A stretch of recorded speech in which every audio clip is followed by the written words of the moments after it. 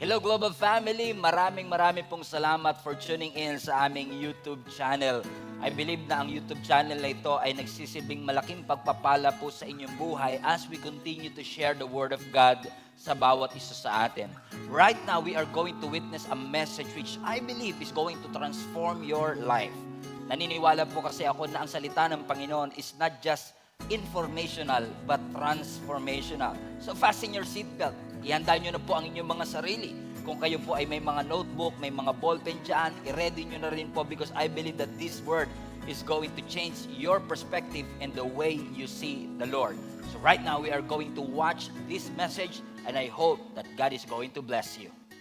Are you ready to receive God's word today? And when I ask you at sinasabi ko sa inyong are you ready, it means that are you ready to participate? Are you ready to involve? Not are you ready to sleep? Are you ready to participate and involve? Are you ready to receive God's word today? Amen. And I pray in Jesus' name that the word of God will create something in your heart today, and that our hearts will be a fertile soil para ang butong ipaplant ng Panginoon sa atin ngayon is something that you will receive and will change your life forever. Let's open up our Bible to 2 Timothy chapter 4 verse 19 to 18, and I'm gonna warn you mga kapatid that the text that we are going to read is kind of sad in essence, but I hope we can find something here that will benefit our soul today. This is a letter from Apostle Paul. Isinulat niya po para sa kanyang mentor na si Timothy, ang bagong-bagong pastor ng Church of Ephesus. And this is quite interesting. And by the way, kung kayo po ay buntis o kayo po ay mag-asawang nag-e-expect ng anak at wala pa po kayo naiisip na mga pangalan sa inyong magiging anak, tignan niyo po ito mga verse na ito, baka makahanap po kayo ng mga pangalan para sa inyong mga magiging anak, makatulong po sa inyo. And in case hindi po ninyo alam yung ibig ko sabihin, nagjo-joke po ako. Okay? 2 Timothy chapter 4 verse 9 to 18. I'm excited for this. Are you ready for this? Fasten your seatbelt. Verse 9. Do your best. Referring to Timothy. Timothy, do your best to come to me as soon as you can. Verse 10. Demas loved the world too much. That's why he left me. He went to Thessalonica. Crescens went to Galatia. And Titus went to Dalmatia. Luke is the only one still with me. Get Mark and bring him with you when you come. He can help me in my work here. I sent Tychicus to Ephesus, and when I was in Troas, I left my coat there with Carpus. So when you come, bring it to me. Also my books, the books written on parchment are the ones that I need. Verse 14, Alexander the metal worker caused me so much harm, and the Lord will punish him for what he did. By the way, I must warn you with Alexander, verse 15, he fought against everything we teach. You should be careful that he doesn't hurt you too. The first time I defended myself, no one helped me. Everyone left me. And I pray that God will forgive them. But the Lord stood at my side. Everyone left me, but the Lord stood at my side.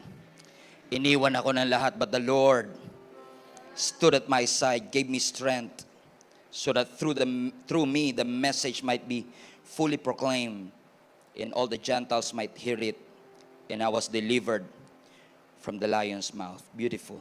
I want to talk to you about on this subject, keep showing up. Keep showing up. Keep showing up. Sabi mo nga sa katabi mo, keep showing up. Sabi mo sa kanya, see you on Sunday, keep on showing up. Keep showing up. Keep showing up. Hallelujah. Sino sa inyo ang nagpapasalamat sa ating Panginoon na kapag kailangan mo ang Diyos, lagi ho siyang nagpapakita sa atin? How many among you are grateful that God is so good, that every time you need Him, and especially when you need Him the most, there's a guarantee that God will show up in the midst of your situation. Believing that God is with you is the most comforting promise in all of the Scripture. Yung maniwala tayo na ang Diyos ay kasama natin. at hindi niya tayo iiwan. Ang sabi nga ng Hebrews chapter 13, that God will never leave us nor forsake us. Na ang Diyos nangako sa atin, iniwan ka man ng lahat, pero ang Diyos hindi ka iiwan, is the most comforting promise of all. Na sa mga panahong kailangan natin ng Diyos na makakapitan, Diyos na makikinig, at Diyos na sasagot sa ating mga panalangin, merong garantiya ang Panginoon na siya ay laging nandyan para sa atin. And I don't know who is this for, pero naniniwala po ako mga kapatid na kapag nasa iyo at nasa atin ang presensya ng ating Panginoon, our lives will be radically changed. Hindi po pwedeng hindi magbago ang ating buhay kapag kasama natin ang ating Panginoon. When you add Jesus into your life, hindi pwedeng walang mangyari. Hindi lang sa iyong present, kundi maging sa iyong kinabukasan. In fact, kapag kasama mo ang ating Panginoon at lagi siyang nandyan sa iyong tabi, there is an assurance that you will experience signs, wonders, and miracles. Let me repeat, in case you missed it, kapag kasama mo ang ating Panginoon, merong garantiya na laging merong signs, wonders, and miracle na mararanasan ng ating buhay, knowing that God is always with us. Do you remember that moment na ang mga disciples, mga kapatid, ay nagtatago doon sa upper room kasi natatakot sila man ay aarestuhin din ng mga Roman. Nasabi ng scripture, takot na takot sila, sarado ang kanilang pintuan, sarado ang kanilang bintana, and then in the midst of their fear, Jesus showed up out of nowhere. Hindi kumatok, He just showed up out of nowhere, and the Bible says their fear all of a sudden were gone. Ano sabi ng Panginoon sa kanila? Don't be afraid, it is I. Huwag kayong matakot, ito ang aking presensya that you will now experience. And all of a sudden their fear disappeared because the presence of God is there. There is something that will happen in your life dramatically and radically kapag ang presensya ng Panginoon ay naging parte ng iyong buhay. Correct? And if in case you missed yung message natin last Sunday regarding transformation, at ipinakita sa atin ng Panginoon kung ano ang mga posibleng ugat at genesis ng mga strongholds sa ating buhay. Nasabi natin last Sunday, posible na hindi prayer natin ang problema, kundi yung mga habits, routines natin, ang nagiging sanhi kung bakit tayo ay natatrap sa mga stronghold ng ating buhay. You still remember that message last Sunday, mga kapatid? Because we all want transformation. Sino po sa inyo gusto niyo ng transformation sa inyong buhay? Baguhin ko yung tanong ko para mas active kayo. Sino po gusto niyo mabago yung katabi ninyo? O di ba, mas active? Kasi ayaw niyo magbago pero yung katabi niyo kailangan baguhin ng Lord. We all want transformation in our lives. Amen. But to change something, sometimes starts by showing up. Minsan the only thing that you need to do is just to show up. Be present. Be there. Gusto mo magbago ang sitwasyon, wag kang absent. Be there. Be present. Wala ka mang pera to solve it. Wala ka mang talento to solve it. But you have the ability to be there and be present. And just by showing up, you are increasing your chance to make an impact in somebody else's lives. In fact, mga kapatid, you don't understand. In fact, yung nandito po kayo ngayon is already a victory in and of itself. I don't mean to judge or condemn anybody, but some of you, nandito, nung huli kayo nakapagsimba was many, many years ago. And today, you have been struggling kung makakapunta ka ba. Parang tinatamad kang pumunta ng church. Parang ayaw mong pumunta ng church. Kasi parang pakiramdam mo masusunog ka. Pakiramdam mo hindi ka karapat-dapat. But thank God, napagtagumpayan mo yung katamaran. Napagtagumpayan mo lahat ng condemnation. Napagtagumpayan mo lahat ng judgment. And you are here today. And just by showing up here in church today, you are increasing your chance to make an impact in somebody else's lives. In fact, let me just say this to you. Maaring hindi mo alam kung ano yung nagagawa ng pagpunta mo ngayon sa buhay ko. And I hope na yung pagpapakita ko ngayon sa stage na ito is doing an impact also in your life. Because if we really want to enact difference in our life, sometimes you can start by showing up. Everybody say show up. Everybody say show up. You want to impact lives? Starts by showing up. Because one of the greatest ability that you might have is your ability to show up. Yung pumunta ka lang is already a blessing. Sino po sa inyo may kakilala kayo, hindi ganun katalino, pero dahil laging present sa school, nakapasa? Amen.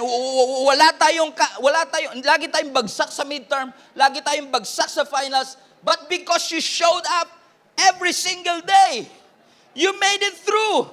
Nakagraduate ka lang, hindi ka bumibili ng libro. Nakagraduate ka lang, hindi ka nagdadala ng notebook. Nakagraduate ka lang, hindi ka bumili ng sarili mong ballpen. Just by showing up, you made it through. Everybody shout, showed up.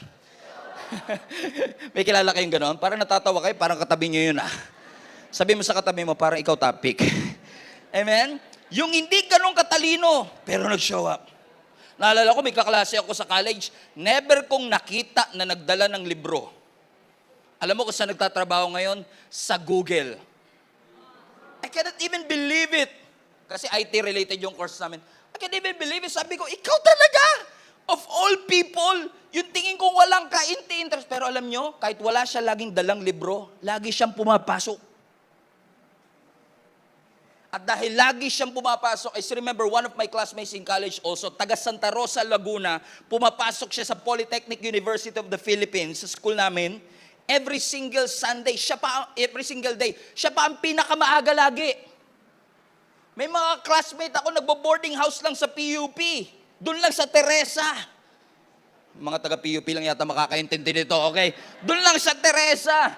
And yet, nalilate pa sila. Pero siya, every single day na may pasok kami, she just showed up.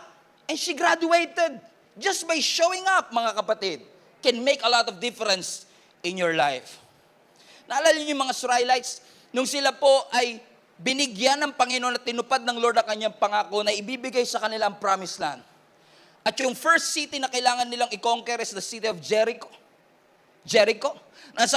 Sabi sa kanila ng Panginoon, kailangan yung ikutan ang Jericho once a day for 7 days. Yeah?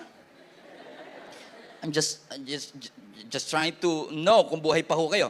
Okay? Sabi na scripture, once a day kailangan nilang umikot. And thank God, they kept showing up every single day.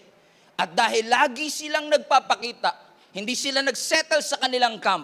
Every single day, nandun sila to pray, to march, and to circle. God allowed them to experience the miracle right before their very eyes. Just by showing up, marami kang mawi-witness. Naalala niyo si Jehoshaphat sa Chronicles chapter 20? Surrounded with innumerable armies, sabi ng scripture. Nandun ang Moabites, Ammonites, saka Mount Seir. Sabi ni Jehoshaphat, Lord, we don't know what to do. I'm scared. But my eyes are on you. Takot po ako, pero ang mata ko nasa iyo. Ano sabi ng scripture? Kinaumagahan, hindi sila umabsent, hindi sila tumakas, hindi sila umiwas, kinabukasan, nandun sila sa labanan. They just showed up. In fact, hindi sila lumaban. They just showed up and God did the battle for them. Hindi nila kailangan lumaban. Ang kailangan lang nila maging present lang. What does it mean for us, mga kapatid? Na alam niyo mga kapatid, I just want to remind all of you, kahit na 5 taon ka nang nagpe-pray dun sa prayer request mo, hindi ibig sabihin na hindi nag-work ang prayer natin. Our obedience works. Our prayer works. Our fasting works. Our spiritual discipline works. It doesn't mean na hindi ka nakakakita ngayon ng sagot. Ibig sabihin, hindi gumagana ang prayer natin. No, prayer can move mountains. Prayer can change everything. It can change everything. But the question is this, kaya mo bang manalangin pa rin sa Panginoon kahit hindi mo nakukuha yung sagot sa iyong mga panalangin? Let me rephrase. Will you still show up in church kahit 3 taon mo nang pinagpe-pray, yung pinagpe-pray mo hindi pa rin binibigay ng Panginoon? Because there is power in showing up. If you keep on doing it, consistency. In fact, mga kapatid, the very premise of our faith that rises from within is the consistency of hearing the Word of God. Ano sabi ng Scripture? Faith comes by hearing and hearing the Word of God. Everybody say hearing and hearing. Hindi sinabing marinig mo lang ng isang beses and your faith, amen? Faith comes. No, sabi ng scripture, faith cometh. Gusto niyo ng King James translation? How great thou art? King James translation? Gusto niyo ng King James translation? Faith cometh by hearing and hearing by the word of God. Ibig sabihin, if you keep on hearing the word of God, that faith will rise up. Ang faith natin nabubuhay. Lumalabo, nagmamature kapag lagi tayo nakikinig ng word of God. And you know what? I just want you to be reminded of this. You are and we are so grateful to be living in this generation. Ask me why. Alam ko maraming dysfunctional things na nangyayari sa generation natin, but we are still blessed to be part of this generation. Ask me why. You know why? Because nung unang panahon, pagkatapos mag-preach ng Word of God, you don't have the ability to listen to it again. But right now, after this message today, on Wednesday, you'll be able to hear it again kahit nasa kotse ka, habang nagluluto ka at naglalaba ka. Mag-subscribe ka lang sa YouTube channel natin, GSMNB.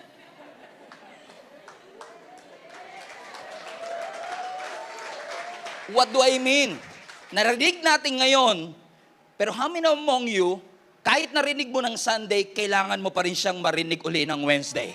And because narinig mo siya ng Wednesday, ng Thursday, ng Friday, ng Saturday, you keep on hearing and hearing it, that faith arises. There is power in consistency, in keep on showing up, in keep on reading the Word of God, in keep on praying for the Lord, to the Lord. Anong sabi ng Matthew chapter 7, verse 7? In which marami pong Christians kabisado na ang verse na ito, pero gagamitin natin yung translation na mas accurate sa Greek.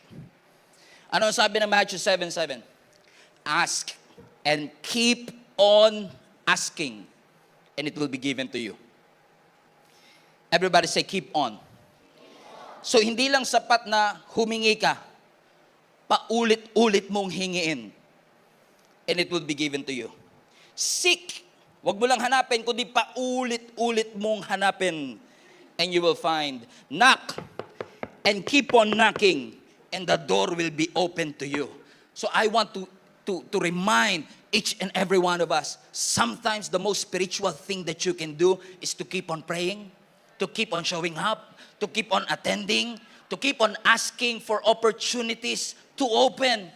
Kung hindi pa bukas ang opportunity ngayon, keep on asking God, Lord, buksan mo po yung opportunity. Keep on praying for the salvation of your loved ones. Hindi porkit wala sila ngayon dito at ayaw nila sumama sa church, hihintuan mo na ng pananalangin. Keep on praying for them na maligtas sila at mabuhay ang kanilang keep on believing that the best is yet to come. Keep on expecting that the freedom from that addiction will come to pass. Keep on expecting.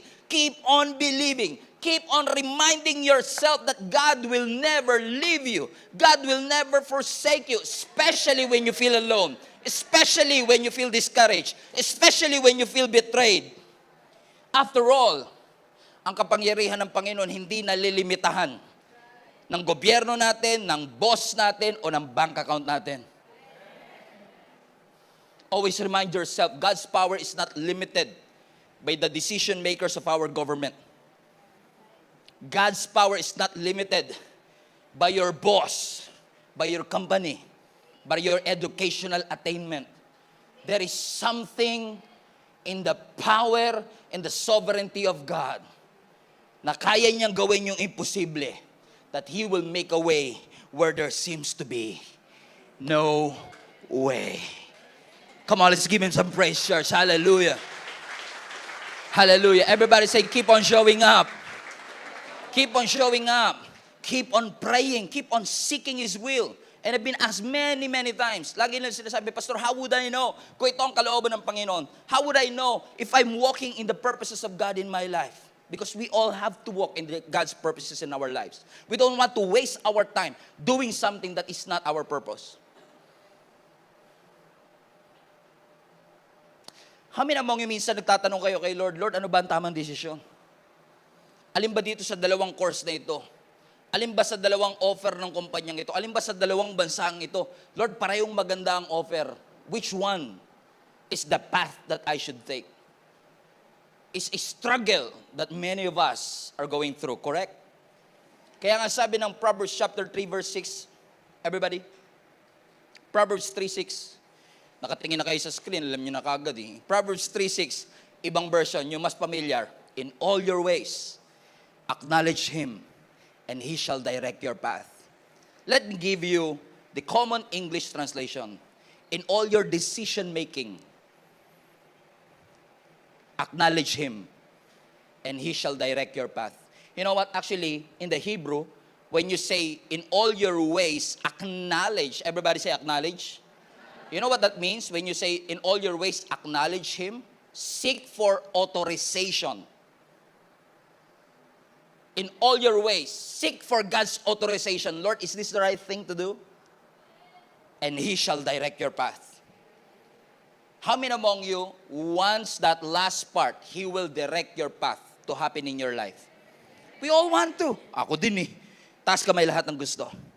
Para hindi na tayo nagkakamali sa ating mga desisyon. Come on. Ano ang susi? Ang susi, basahin natin pabaliktad. Yun ang susi. Do you want God to show you which path to take? Yes, Pastor. Then seek His will in all you do. Because when you seek God's ways, when you seek His will in all that you do, when you acknowledge Him, when you seek for His authorization before you do something, He will make your paths straight. Minsan kasi nag-expect tayo ng instruction na walang devotion. Tignan mo, balik natin anak. Ang sabi nun, seek His will in all you do. And He will show you which path to take. So He will show you, that speaks about God's instruction. Pero bago yung instruction, kailangan may devotion. You must seek His will first.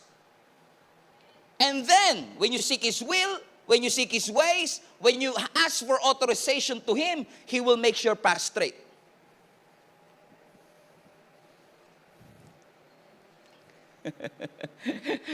Napansin ko kasi mga kapatid na marami ho sa atin, madalas sa attempt din tayo rito. Sino sa inyo may mga ambition kayo? Gusto niyo mabago ang takbo ng inyong buhay? Okay, let me just be practical to you. Gusto niyo umahon kayo sa hirap? Gusto natin magkaroon ng changes, ng improvement ang ating buhay, correct? Amen? Kaya nga tayo nananalangin sa Panginoon na, Lord, naniniwala ko ito'y kalooban mo at naniniwala kong ito'y mangyayari sa aking buhay. So show me which path to take. But you know what? I just want to remind each and every one of us that God did not call us to be ambitious. He called us to be purposeful. Hindi masama mag-ambisyon. Hindi masamang magkaroon ng goal. Pero ang gusto ng Lord, ang i-pursue mo, hindi ambition, kundi purpose.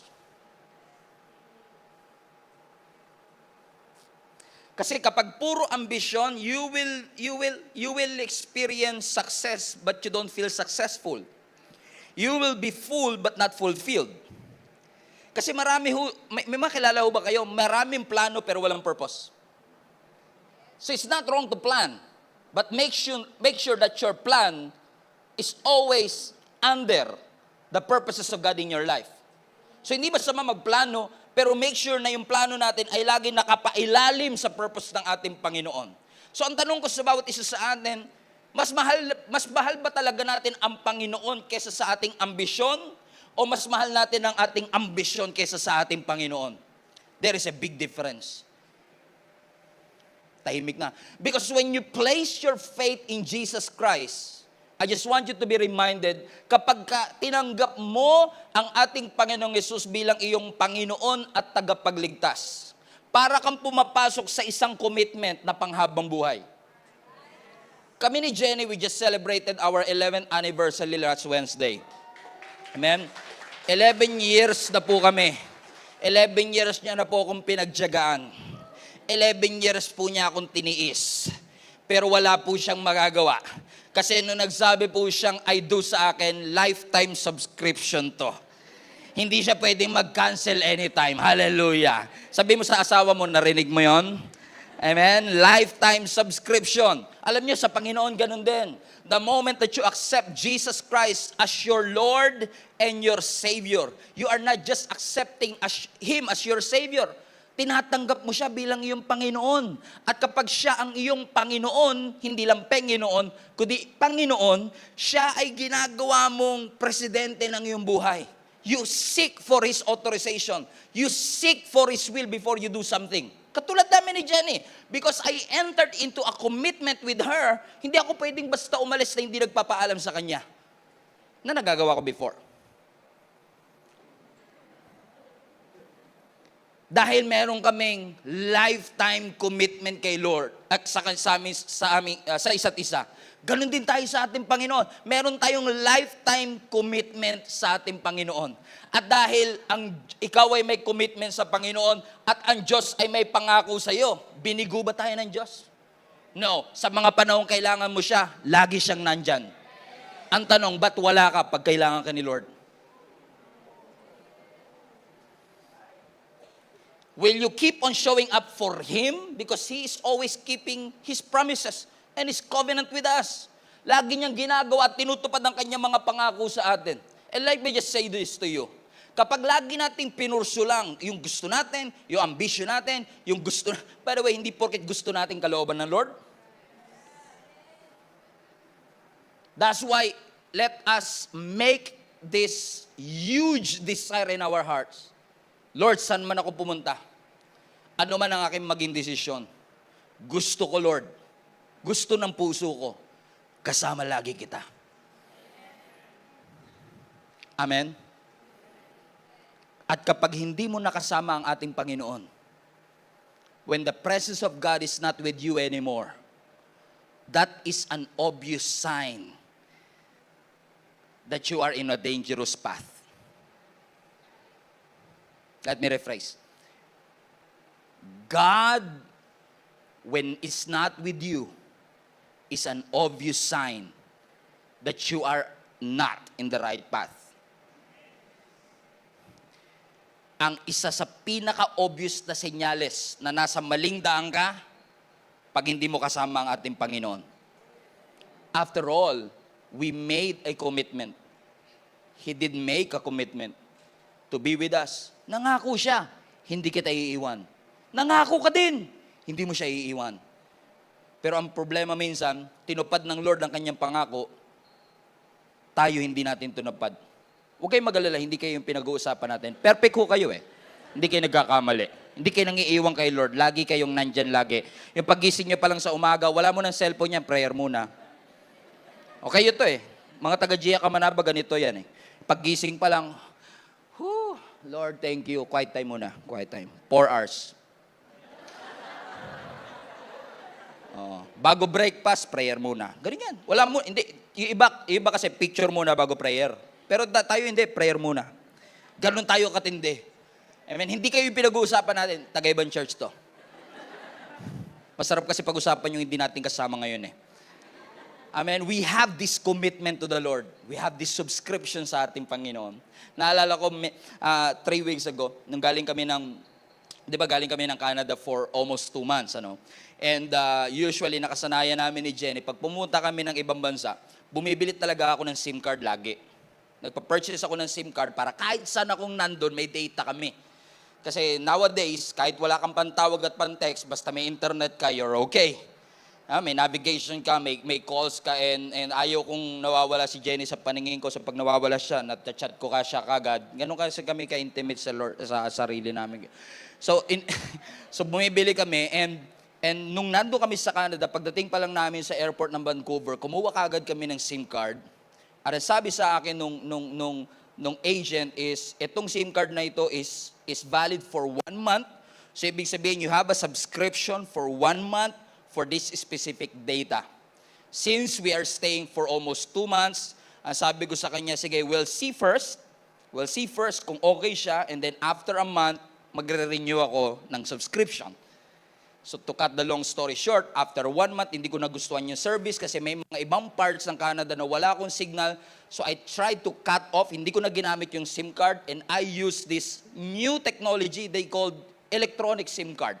I don't know if you heard this. Pero wala kang physical SIM card, but you have this electronic SIM card. So, wala nang kinalaman sa story ko, pero you get the point. So, kinancel ko yung subscription ko, ginamit namin yung electronic SIM card, nakauwi kami ng Pilipinas. And just this week, nung binabasa ni Jenny yung aming bank statement, sabi niya, bakit may nabawas ditong 5,000 pesos galing sa Lucky Mobile SIM card? This was almost 3 months after that. Ano sabi niya? 5,000 Lucky, ano to? Nagulat ka agad ako kasi pamilyar sa akin yung Lucky na yan eh. Malas yan eh. Sabi ko, Lucky Mobile SIM card. Sabi ko, yan yung SIM card na ginamit natin nung unang buwan natin sa Canada.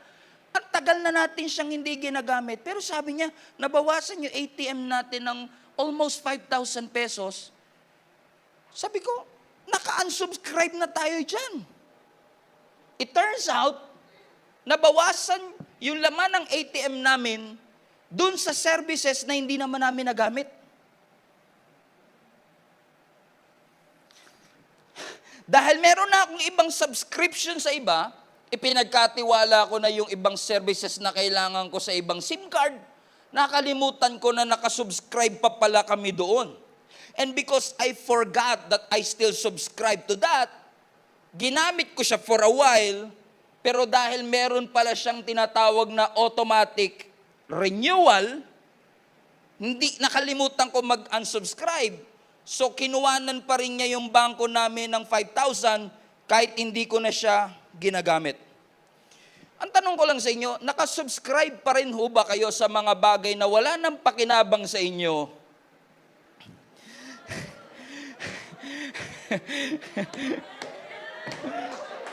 Nababawasan kayo sa isang bagay na hindi naman na nakakapag-add ng value sa inyong buhay? Sobrang frustrated ko, hindi dahil sa 5,000. Alam mo kung bakit ako frustrated? Kasi chinarge kami sa something na hindi ko naman ginamit. Chinarge kami dun sa services na hindi naman nakatulong sa akin. Na hindi ko na malayan, nakasubscribe pa rin pala ako dun sa bagay na hindi na nagbe-benefit sa buhay ko. Nakasubscribe pa rin pala ako dun sa nakaraan na wala naman na palang naiaambag sa akin sa kasalukuyan. So ang tanong ko sa inyo, nakasubscribe ka pa rin ba sa something that is not nourishing your soul anymore? Padaliin natin. Sino po sa inyo nakasubscribe sa Netflix pero hindi naman nanonood ng Netflix? My challenge to you today is let us re-evaluate all our subscription. If truth be told, hindi lang kayo nakasubscribe sa Netflix. Sa Amazon nakasubscribe kayo. Sa HBO nakasubscribe kayo. Sa Disney nakasubscribe kayo na hindi nyo naman pinapanood. Binabawasan yung ATM ninyo ng bagay na hindi naman kayo nakikinabang.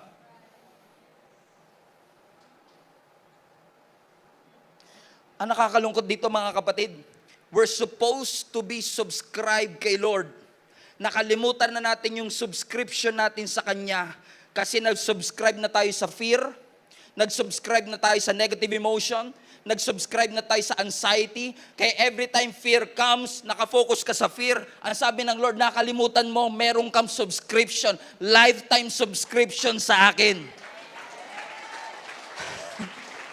Are you subscribed?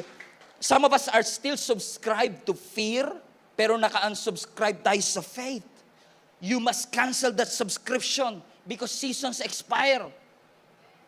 Wala akong kamalay-malay. 3 months later, nandito na ako sa Pilipinas. 2 buwan ko na siyang hindi ginagamit. And yet, it is drawing something from me. Nakakalungkot man isipin mga kapatid that many of us are discouraged, frustrated, challenged, disappointed, betrayed, or even rejected. Meron pang slandered because of those subscription sa mga feelings that doesn't add value to us anymore. Listen to me. All of us will go through pain. All of us will go through betrayal. all of us will go through difficult moments of our lives. Hindi naman ipinangako po ng Panginoon yung absence ng problem. Ang pinangako ng Panginoon yung presence niya sa gitna ng ating pagsubok. Ang ipinangako ng Panginoon yung presence niya doon sa boat. Yung presence niya doon sa fire. Yung presence niya doon sa water. So even when life is tough, even when life is difficult, will you still show up?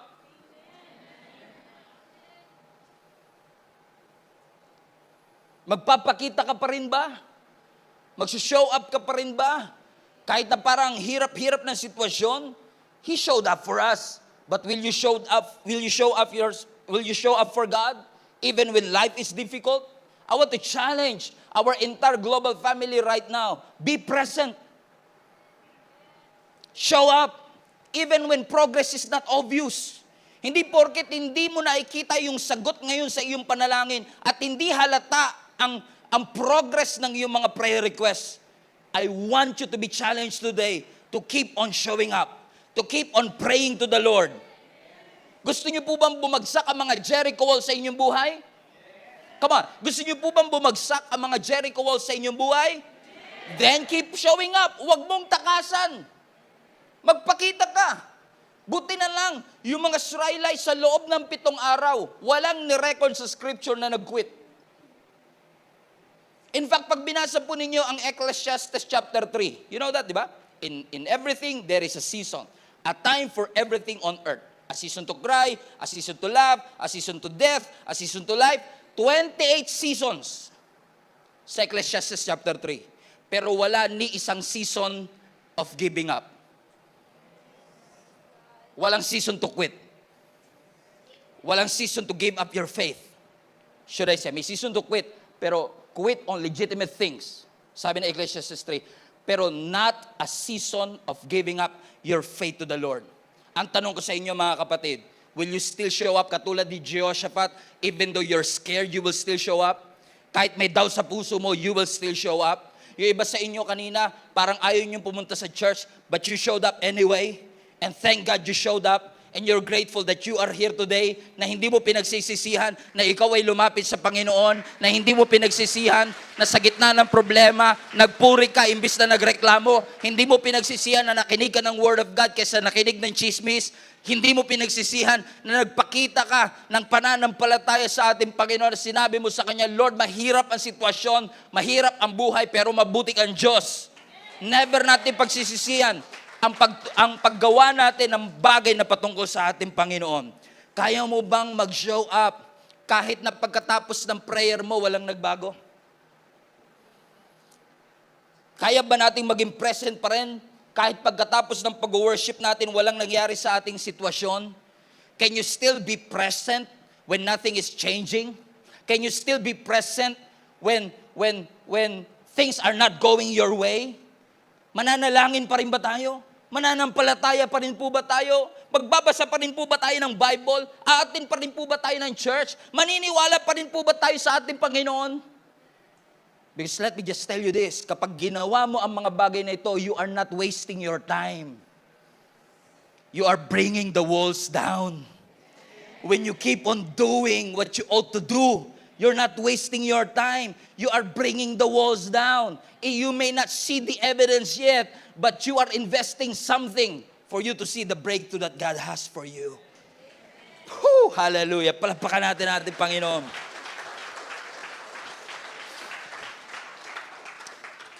And actually, this is exactly the reason why Apostle Paul wrote to Timothy. Huwag kayong mag-alala, hindi yun lahat intro. Ngayon pa lang siya text, pastor. Kinabahan ako, intro pa lang lahat yan. No, hindi naman. Medyo malapit na tayo sa katapusan, okay? Don't be scared. Amen? Parang hindi nyo kasi ako pinapansin, but I will keep on talking. Okay? Ang nasabi ng scripture, sa 2 Timothy chapter 4, verse 9 to 18, actually, hindi na natin binasa yung verses mula 1. Kung babasahin yung buong 2 Timothy 4, you'll be inspired, you'll be encouraged. But we don't have time for that. So nagsimula na akong basahin natin yung verse 9 hanggang 18. Pero pag binasa mo at least from verse 6, 2 Timothy chapter 4 verse 6, which is one of the most familiar passages in all of the Scripture. Ang sabi nga po ng 2 Timothy chapter 4 verse 6, one of the most familiar passages in all of the Scripture, ang sabi nga po ng 2 Timothy chapter 4 verse 6, nakalimutan na. Ang sabi nga po doon, I have fought the good fight. I have finished the race. And I have kept the faith. Alam nyo, nung sinusulat ni Apostle Paul yung text natin sa 2 Timothy chapter 4, listen to me, he is about to die. Malapit na po siyang mamatay. Nasa hangganan na po siya ng kanyang buhay. At sinabi niya sa verse 6, I have fought the good fight. By the way, let me just tell you this. Hindi sasabihin ni Apostle Paul, I have fought the good fight, kundi siya lumaban.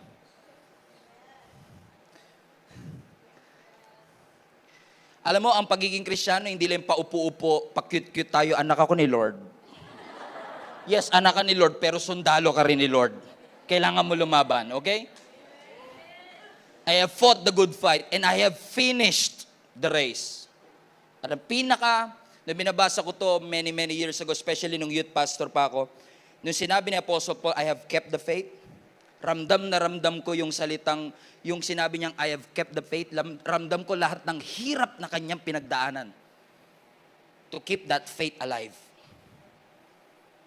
Marami kasi, kung alam po natin ang story ni Apostle Paul, maraming bagay na nangyari sa kanya para lang pahintuin siya sa pag-share ng gospel. Kinulong siya, nahirapan siya, he was almost killed countless times. Ilang beses po siyang nakulong dahil sa kanyang pananampalataya. Nawala ang lahat ng kaibigan niya. Nawala lahat ng mga church members nung kailangan niya sila. Nawala ang lahat sa kanya. Pero alam niyo kung ano yung hindi nawala? Yung faith. Kaya kahit mawalan ka ng trabaho, huwag kang mawawalan ng pananampalataya. Kahit mawalan ka ng pera, huwag kang mawawalan ng pananampalataya. Amen? Yun ang pinakamatinding asset na meron ka. Faith. Sabi mo sa katabi mo, congratulations, may asset ka na. May faith ka. Hindi fake. Sabi nga nila, fake it till you make it. No, faith it till you make it. Gamitan mo ng pananampalataya hanggang makatawid tayo to the other side. So when Apostle Paul was actually on the last part in the last season of his life, ang sabi niya sa verse 9, let's go back to that. Verse 9, sabi niya, Timothy, do your best to come to me as soon as you can. Now listen, Apostle Paul knew that his death was imminent. Malapit na ang kanyang pagkamatay. So bago siya mamatay, nagkaroon siya ng huling habilin. At sabi niya, Timothy, gawin mo ang lahat para makapunta ka dito kung nasan si Apostle Paul. Alam niyo kung nasan siya? Nasa kulungan. He's about to be executed and die. At sabi niya kay Timothy, do your best. What's this? To show up here. I need your presence. I need you here. So in essence, ang sinasabi niya, show up please, Timothy. Yes, I have fought the good fight. I have finished the race. I have kept thy faith. But I want to impart something to you. Show up here. I want to show you. I want to say something to you. I need you right now in my life. Nakakaranas ba kayo ng pagkakataong ganon? That sometimes you're so scared, you need somebody to hold your hand. That you're so scared, you need somebody. Kahit hindi siya nagsasalita, basta nandun lang siya. And you're okay. Sabi niya kay Timothy, I need your presence right here. Come with me. I need you right now. Actually, kapag binasa mo yung succeeding verses, papunta na sila sa winter season. And because it's already a winter season, amen, and Apostle Paul knew that he was about to die. Sabi niya, Timothy, I want you to be here. Kasi in essence, gusto niyang mag-impart ng something. Gusto niya yung legacy niya as a minister of Jesus Christ ay masil at maipasa niya sa iba. And by the way, let me talk to the parents right now. kung kayo po ay magulang na nandito, ang pinaka-importanting pwede nyo pong maipamana sa inyong mga anak ay yung inyong pananampalataya. Now, I know, ang sabi ng nakasanayan natin, edukasyon ang maipapamana mo sa iyong mga anak. Pero sometimes may mga magulang na kahit edukasyon hindi nila kayang gawin para sa kanilang mga anak. Pero what we can give, the most important legacy na pwedeng maiwan ng mga magulang ay yung values, yung principle, yung character, at yung tinindigan niyang pananampalataya na pwedeng tularan ng kanyang anak. Let me elaborate. Iba po ang pamana sa legacy. Iba ang inheritance sa legacy. Ang inheritance, yan yung iniiwan mo sa bangko mo. Ang legacy, yan yung inimpart mo sa puso ng mga anak mo. Kasi yung nasa bank account pwedeng mawala. In fact, pag may iniwang kang lupa at pera sa bangko, nag-aaway-away pa yung mga magkakapatid. Pero yung legacy, yung values, yung principle na naituro po ninyo sa inyong mga anak, wala pong pwedeng magnakaw niyan. Amen? Kaya sinasabi ni Apostle Paul, I want you to be with me. I want to talk to you because I'm about to die. Mamamatay na ako. Kasi alam nyo lahat, in case you don't know, we are not just aging, we are dying. Lahat tayo, papunta sa kamatayan. Alam ko, nagsiselebrate ka ng birthday ngayon, nagpahanda ka pa, nag-cake ka pa, may candles ka pa, 35. Pero all of us are one day away from our death. Hindi natin mapipigilan ang kamatayan kahit na kumain ka pa ng maraming apple. Kasi nga, di ba, an apple a day is 7 apples a week. Kahit uminom ka pa ng apple, hindi natin mapipigilan. Time will come that we're about to die. As sabi ni Apostle Paul, I need you to be with me. I want to say something to you. And then on verse 10, sabi niya, watch this. Sabi niya, nakapili na kayo ng pangalan? Okay. Sabi niya sa verse 10, Demas loved this world too much. That's why he left me. He went to Thessalonica. Crescens went to Galatia. Titus went to Dalmatia. He was saying, nagkawatak-watak na tayo lahat. Pero ang sabi ng verse 11, but Luke, si Dr. Luke, is the only one that's still with me. So get Mark, bring him with you when you come. He can help me in my work here. Verse 12, I sent Tychicus to Ephesus. When I was in Troas, watch this, I left my coat there with Carpus. So when you come, dali mo yung coat ko, dali mo yung jacket ko, also dali mo yung libro ko. And the books written on parchment are the ones that I need. Well, I was reading this. Sabi ko sa sarili ko, Bible ang binabasa natin. Pero ang binibilin ni Apostle Paul, hindi life principle. Yung jacket niya, naiwan niya daw. Oh, that's interesting, right? We're reading the Bible, pero sabi niya, yung jacket ko, naiwan ko, pakidala pagbalik mo. Tsaka yung libro ko pala, pakidala din. That's interesting. Ipinapakita lang ho ng verse na ito, mga kapatid, na walang-wala talaga si Apostle Paul, na kahit jacket naiwan niya. He had nothing. But what he has is faith. Sabi niya, the winter is coming, kailangan ko ng jacket. Dalin mo yung jacket pagpunta mo rito. Dalin mo yung mga libro, I'm bored. I need to learn something. He's about to die, and he's still learning. What are we doing with our life? Mamatay na siya, gusto niya pang matuto. And by the way, verse 14, sabi niya, si Alexander, yung metal worker, yung puro bakal, pinahamak ako niyan. He caused me so much harm. And made the Lord punish him for what he did. Verse 15, he fought against everything we teach. You should be careful that he doesn't hurt you too. Actually, verse 16, the first time I defended myself, no one helped me. Everyone left me. And I pray to God that God will forgive them. Sakit. Ramdam niyo ba? Parang sakit-sakit nung sinasabi ni Apostle Paul. Nung trinayal ako, ine-expect ko na may mga witness na titindig para ipagtanggol ako. Walang nagpakita sa inyo kahit sino. Lahat sila, iniwan ako. Ang sakit. Actually, pagka tingnan mo yung buhay ni Apostle Paul, puno talaga ng sakit. Pag binasa nyo nga po yung Book of Acts, talaga maaawa kayo sa kanya. Nakulong siya, nilatigo siya, nahirapan siya. Pagdating niya pa dun sa dulo ng Acts chapter 27 and 28, nung pagdating niya sa Malta, nakagat pa siya ng ahas, na-shipwreck pa siya. Lumubog yung barko, buti nakaligtas siya. Grabe yung kanyang pinagdaanan, pero tingin ko, ang biggest pain na naranasan ni Apostle Paul is relational pain. Yung pakiramdam na iniwan siya ng lahat nung kailangan niya ang mga taong ito. Tignan niyo yung mga pangalang ito. Verse 10.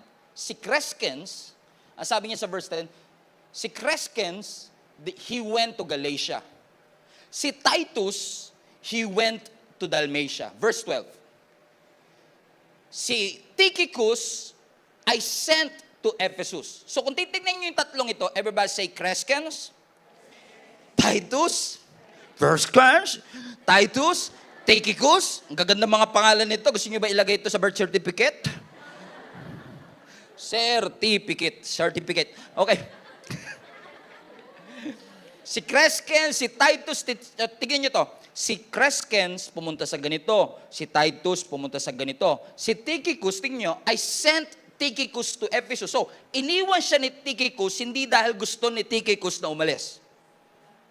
Pinadala niya si Tychicus. Ibig sabihin yung tatlong ito, si Crescens, si Titus, si Tychicus, umalis sila for a legitimate reason para sa misyon. At dahil kahit na gusto ni Apostle Paul na makasama sila, mas mahalaga ang misyon kesa sa emosyon. So sabi niya, go ahead and expand God's kingdom.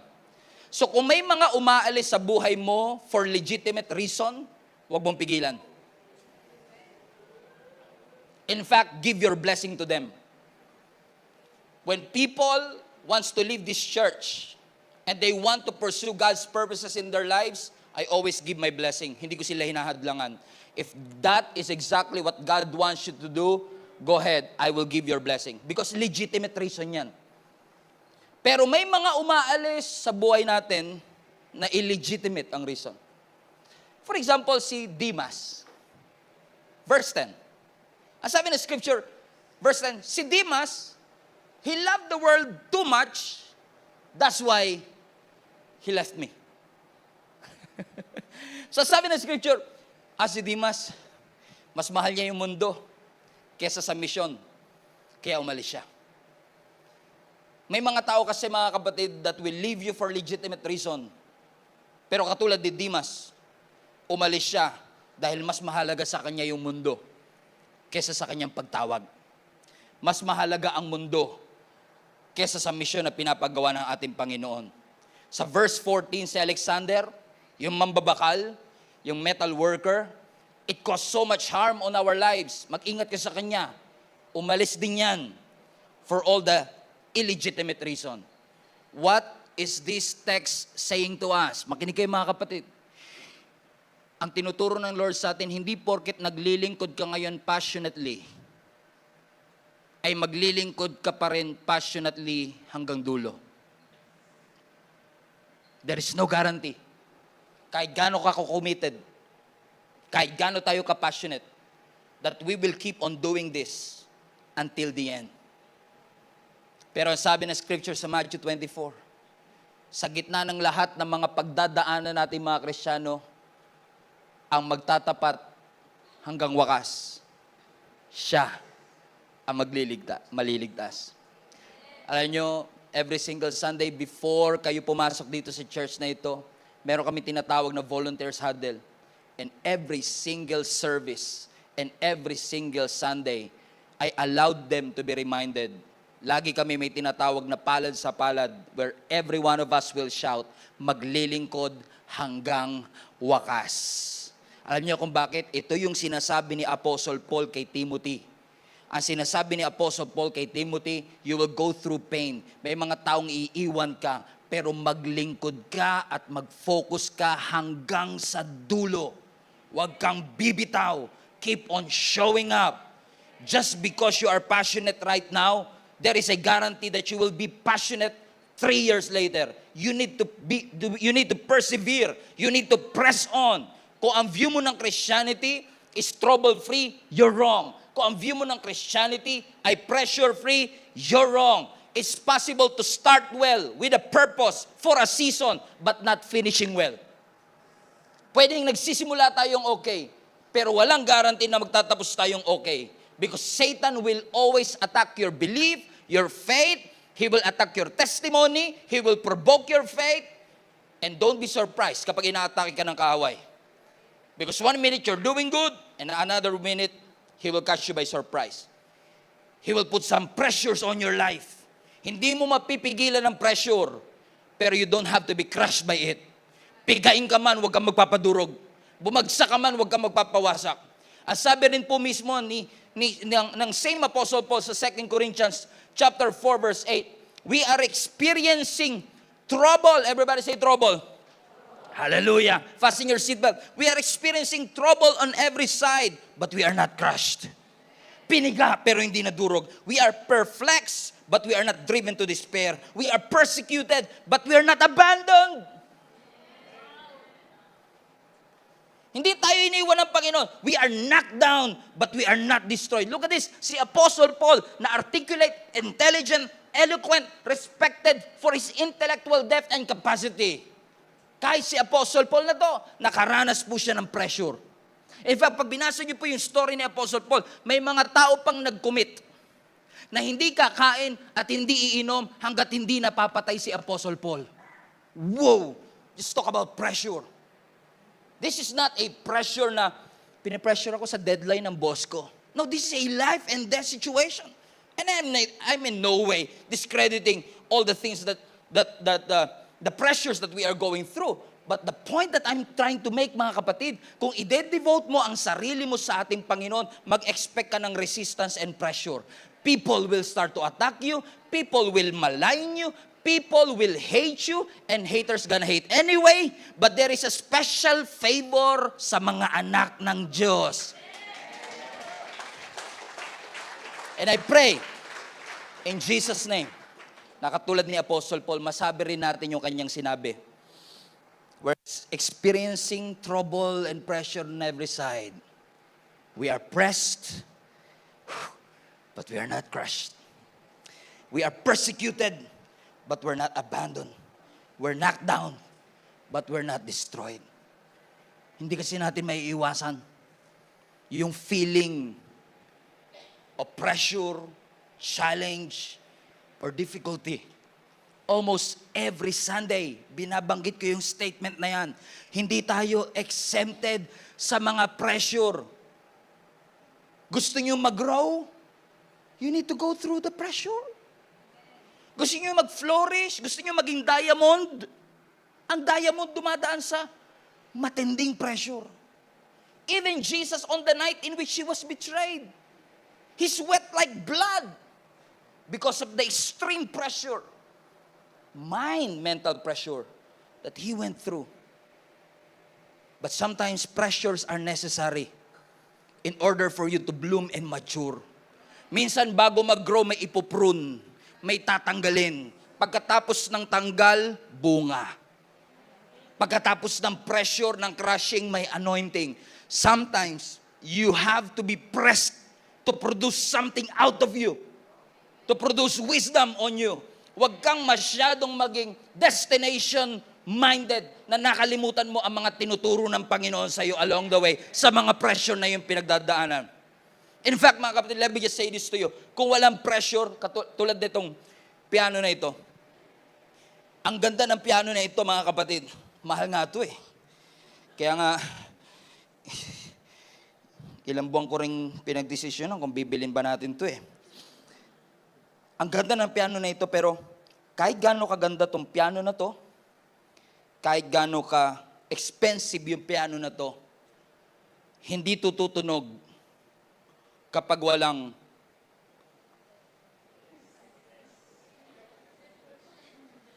pressure. Alam mo kung bakit minsan hindi nakakapag-produce ng magandang tunog at magandang outcome sa buhay natin? Iniiwasan natin ng pressure.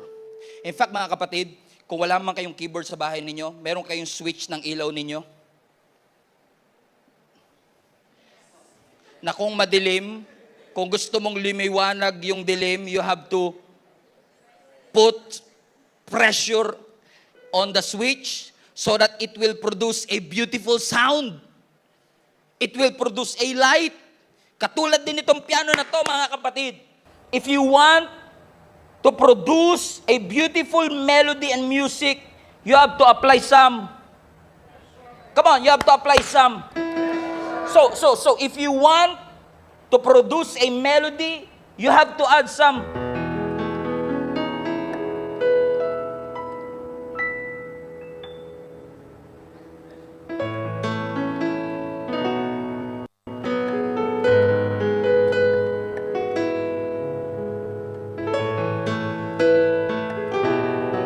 Mali pa.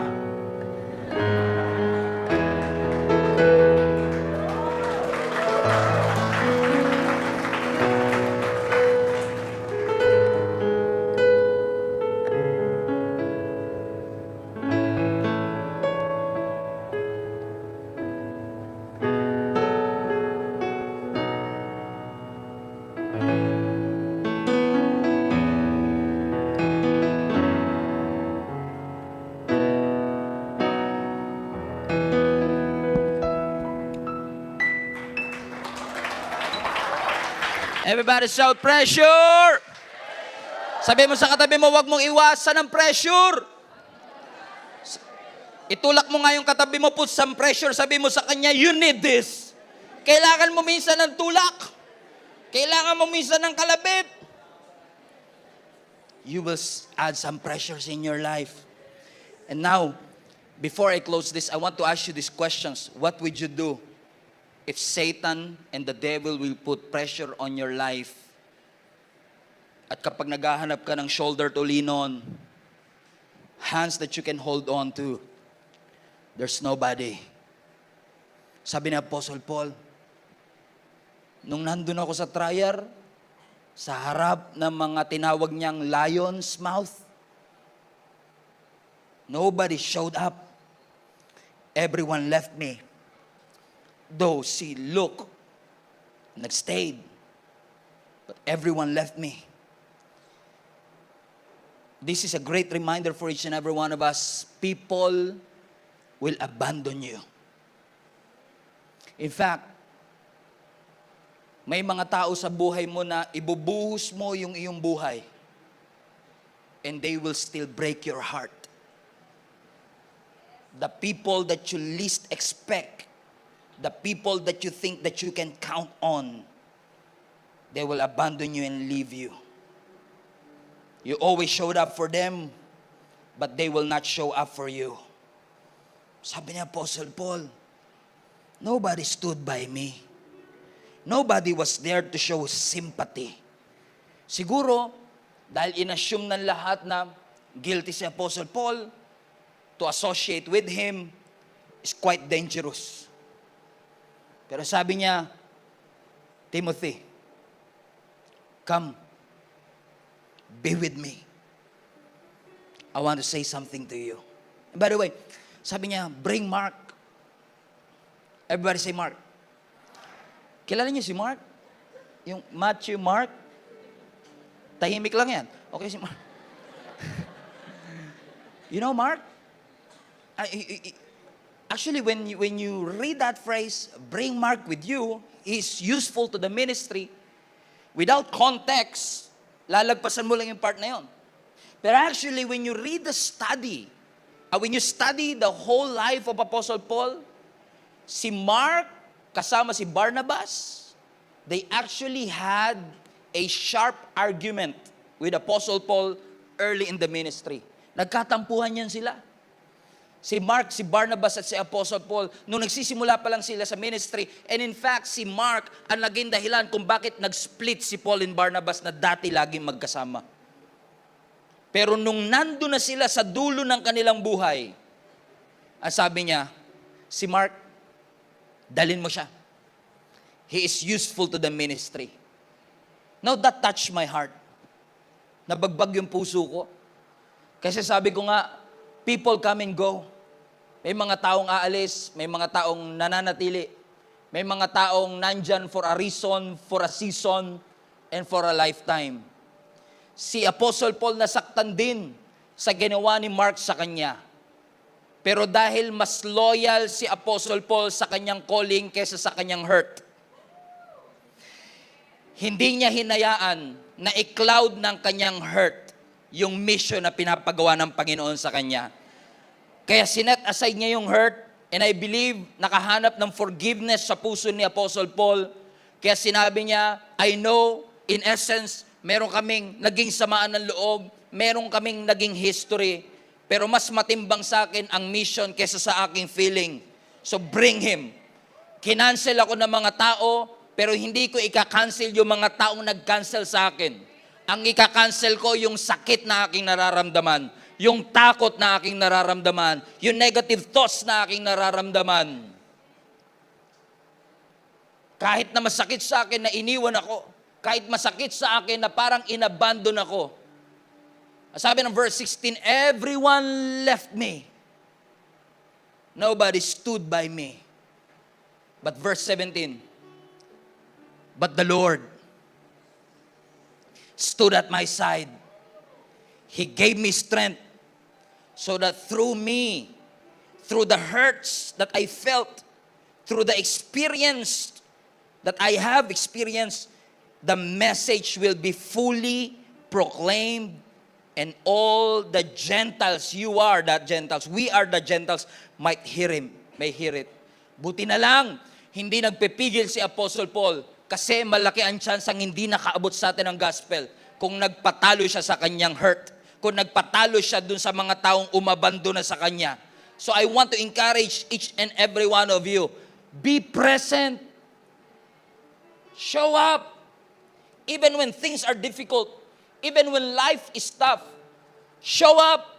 We need persistent, resilient, tenacious believers right now in our generation. Na hindi nagpapatinag porket hindi sinagot ng kanilang panalangin. Na hindi sila give up dahil ang kanilang likod at sila ay nahihirapan. They will never give up. We need tenacious, audacious, persistent, resilient Christians in our generation that will keep on showing up kahit mahirap, kahit nakakahiya. After all, masakit ang ginawa nila sa akin, pero hindi ako nandito para sa kanila. Nandito ako para dun sa calling na meron ng Panginoon sa akin. I have every right to quit right now, but it doesn't mean quitting is right. We have every excuse to quit right now, but it doesn't mean that quitting is right. Nobody stood by me, but the Lord. Let's put that verse again. But the Lord. Tignan nyo yung tatlong bagay na ginawa ng Lord kay Apostle Paul. Can you see it?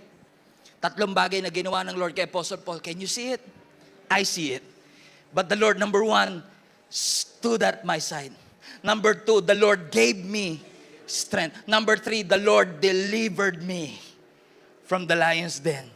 That's what God can do in your life. Hindi sila titindig para sa iyo, hindi sila magpapalakas para sa iyo, hindi ka nila mare-rescue sa iyong sitwasyon, but God is able to do immeasurably above and beyond what you can think or imagine. If you will keep on showing up, God will show up in the midst of those feelings that you wanted to quit. God will always show up in the midst of your situation, in the midst of your frustration, in the midst of your disappointment. And let me just tell you this, God will never leave you. God will never forsake you. People will abandon you, but God will never, ever, ever leave you. In fact, let me just say this to you. Iniwan mo si Lord, pero hindi ka niya iniwan. Kinalimutan mo ang Panginoon, pero hindi ka niya kinalimutan. And I want you to be reminded of His faithfulness in your life. That when life is tough, He never leave you. Hindi niya pinabayaan ang pamilya mo, hindi niya pinabayaan ang sarili mo. Pinabayaan mo nga sarili mo, nawalan ka ng plano, nawalan ka ng vision para sa sarili mo, pero ang Diyos, never siyang nakalimot sa iyo. He's always there. And sometimes you feel lonely. Where are my friends? And God is saying, I'm here with you. I'm standing by your side. And there is an assurance, I will never leave you. I will never forsake you. God, we thank you for this beautiful reminder for each and every one of us na hindi mo kami iiwan. Hindi mo kami pababayaan, Panginoon. Salamat, Panginoon, na nung mga panahong handang-handa na kaming mag-quit at mag-give up, you showed up. And you reminded us of your promise. You will never leave us. You will never forsake us. You are our never-failing, all-sufficient friend that's always there, showing up. You showed up when we were hopeless. You showed up when we were at our lowest. You showed up when we were at our darkest. And I want to thank you, God, for reminding the entire global family today na hindi mo kami iiwan at hindi mo kami pababayaan. Lord, sa mga kapatid ko po na nakakaramdam ng feeling of abandonment, pakiramdam na sila ay na-betray, pakiramdam na sila, Panginoon, ay frustrated or disappointed, Lord, I pray that you will show yourself to them right now. Yakapin niyo po sila, Panginoon. Yakapin niyo po kami, Panginoon. At ipaalala niyo pong muli sa amin that you are always with us. Thank you, Jesus, for all the things that you have done.